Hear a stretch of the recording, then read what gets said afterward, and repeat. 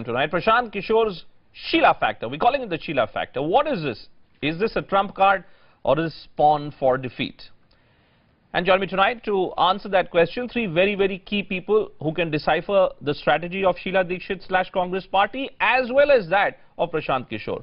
Rohit Upadhyay, Managing Director and CEO of Ibroad7 Communications. He's with us. Nilanjan Mukhopadhyay, well-known journalist and writer, someone who tracked the entire story of 2014 very closely with us.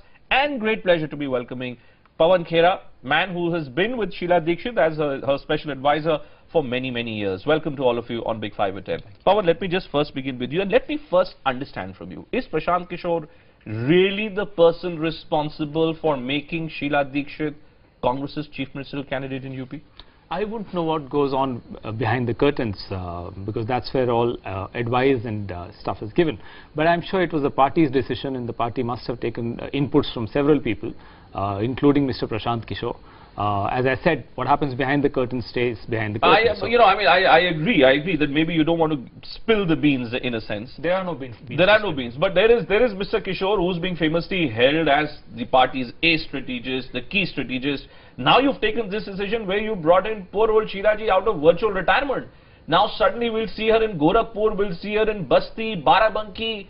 What has suddenly appeared about Sheila Dikshit that the Congress is... the poor old Sheila Dikshit. She's very active. She's got a lot of steam still in her, and she's absolutely involved in day-to-day. Where was she in the last 1 year, Pawan? Tell me. What was she doing in the last 1 year? I mean, if you lose an election, you just wait for the right time to, I see. So she was just raise the right issues. She was just resting. Nilanjan, is that the way to look at what's happened? How do you look at this decision which has been taken? Now, Pawan is not spilling the beans, whether Prashant Kishore is a person or the story lies somewhere else. Where is the story in this one? Well, I don't think that the Congress would really get influenced by Prashant Kishore to take such a major decision. I think the Congress should be, we should accept that the Congress does have a certain amount of political judgment of its own. It can definitely take inputs, but it has several political leaders also in Uttar Pradesh. The final decision... It has RPN Singh, Jitin Prasad and a whole bunch of other leaders. I think all that matters is the triumvirate of what is called the Gandhi-Nehru family, the mother, son and the daughter. I think it is personally their decision. This is my reading of the situation. Right. Why they have taken it, I think, and why Prashant Kishore, I think, it's very clever ploy of the Congress party. You need a fall guy. So is that all? I think so. That's why I'm using the word poor old Sheila Dikshit. I'm so fond of Sheila ji. I often describe her as this grand old aunt. If I had a grandmother, I would have liked Sheila Dikshit to be my grandmother. Why, Pawan Khera, is your party doing this to Sheila ji? No, I don't agree with I don't agree with you and Mr. Nilanjan here. I think the Congress wants to send a clear message that it wants to change the narrative of Uttar Pradesh from Muzaffarnagar and Dadri to development. Sheila Dikshit? To development, yes, because she heralds... You got reduced to zero. May I? She heralds the aspiration politics of India. She is the one, the first leader. She's the first leader. Sorry, when the Congress party came to zero, she was nowhere on the scene. I disagree with you. 2015, Sheila Dikshit was not the face of Congress in Delhi. She was the face of, in 2013, when she was the face of the Congress got 24.5% votes. Okay, let's hear from you, Rohit, then. Do you believe, you worked with Prashant Kishore earlier. Do you believe that this strategy which is being worked out in Imran Masood as a vice president, Sheila Dikshit as chief ministerial candidate, Raj Babbar as party president there in Uttar Pradesh, what is the khichdi that Prashant Kishore is trying to cook? Yeah, so first thing first, I did not work with Prashant Kishore. I was working in the same campaign. In the same campaign, yeah, sure. So I really don't know what Prashant Kishore was doing in that campaign. But just as someone who's dealt with political strategies, what's the khichdi according to you? So as a strategy, I think Prashant Kishore is a professional. UP is a very big kumbh as a business opportunity. I don't think that he himself believes that he can do any... I like what you say. I like what you say. You're saying that this is like a business opportunity for Prashant Kishore. Because why did he run away from Assam? See, he had a problem with Tarun Gogoi's age. He had no problem with Sheila Dikshit's age. And I remember in one interview Sheila Dikshit saying, who is Prashant Kishore?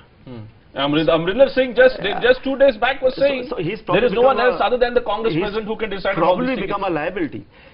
In today's Hindustan Times news, there is a news article which says that the party has asked Prashant to focus on communication strategy. So I think he should focus on that if we can do that. Can I bring one figure before you, Pawanji? And I want you to respond to this. I have with me this sheet and I've looked at election results in Uttar Pradesh at an assembly level from 1996 till 2012.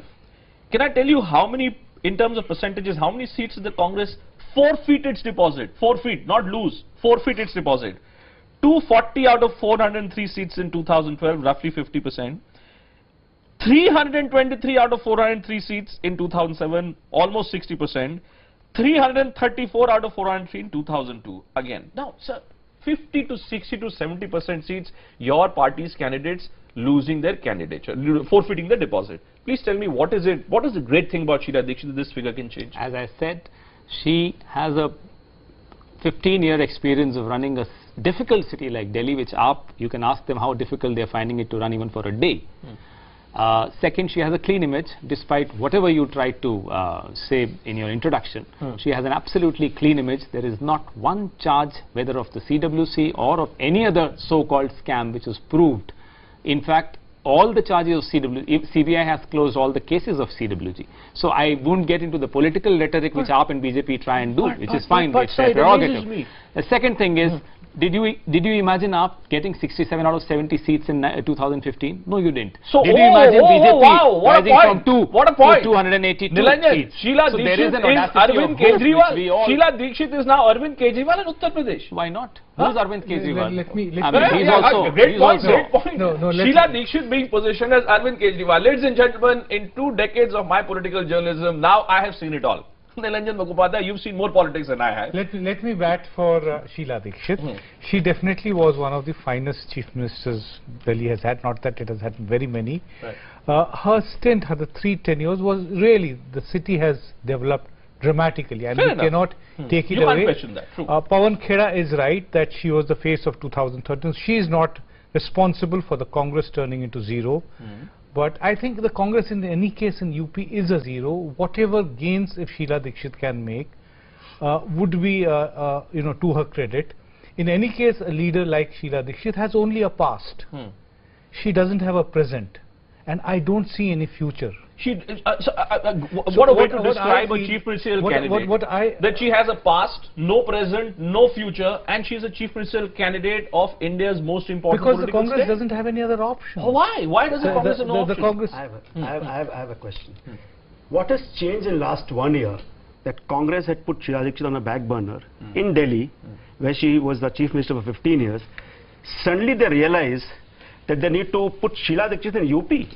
So I think it's what I would say is a news life. Congress wants to give something to you people so that you can talk about them. What else would they do? Otherwise, they don't have an organization in UP. They don't have an organization in UP. They need something that they come back in news. Perhaps they can get you from Pawan Khera, let me put it this way to you in conclusion.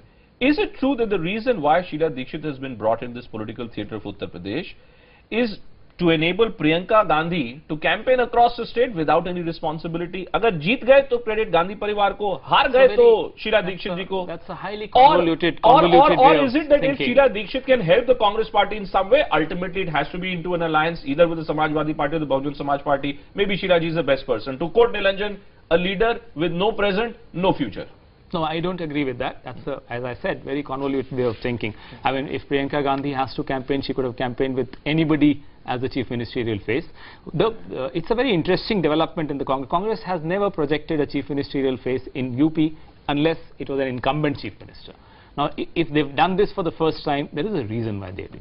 It's a beautiful experiment wherein they want to show their best foot forward in terms of a performer who's performed in a neighbouring state of Delhi, which I said is a very difficult state. But she lost the last time she contested Lok Sabha elections, so she lost. People lose elections, people win elections. Raj Babbar lost his election by record margin against VK Singh in Ghaziabad. There is never I'm just trying to understand the strategy of the Congress party. There is never a full stop in politics. It could be a comma. There are agreement. A defeat is a comma, not a full stop.